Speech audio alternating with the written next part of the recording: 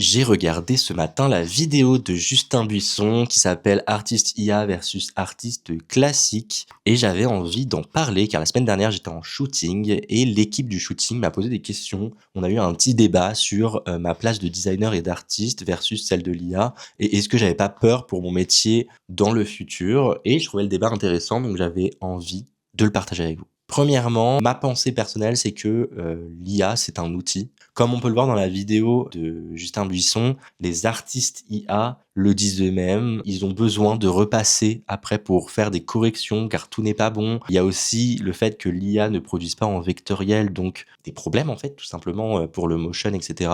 Pour moi, ça reste un outil dans le sens où ça peut être chouette d'utiliser l'IA pour genre avoir des idées potentiellement d'animation, etc.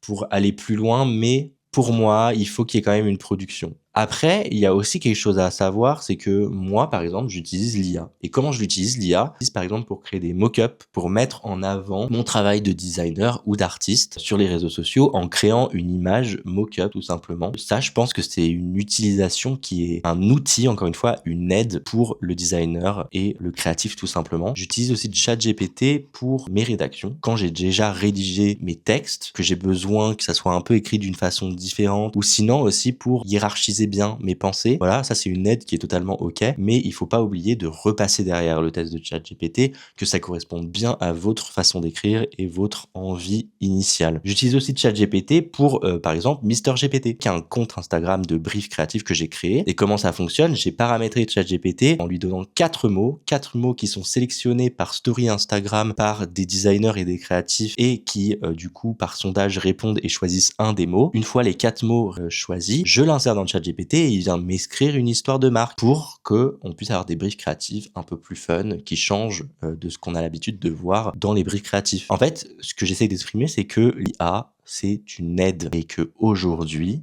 elle n'est pas humaine. Et l'IA, demain, ne sera jamais humain. Pourquoi? Parce que c'est une machine. N'oubliez jamais que l'humain, c'est organique, en fait. Point. Et l'IA ne sera jamais humaine et aura toujours besoin de travailler main dans la main avec un humain. Voilà. Et je vais revenir à la conclusion de Justin Buisson qui est vraie, les gens s'en foutent. Nous, on a peur pour nos métiers, pour notre artisanat, c'est normal, pour notre art, c'est notre art. Donc c'est normal qu'on ait peur. C'est comme le débat avec l'édition qui disparaît petit à petit à cause des médias digitaux. Aujourd'hui, on est dans une société de paraître et comme le dit le dicton, le bonheur des uns fait le malheur des autres. Et j'ai envie de faire le parallèle avec Shein que Justin Buisson a fait et que j'ai trouvé vraiment bien trouvé. C'est une marque de surconsommation, de gouffre écologique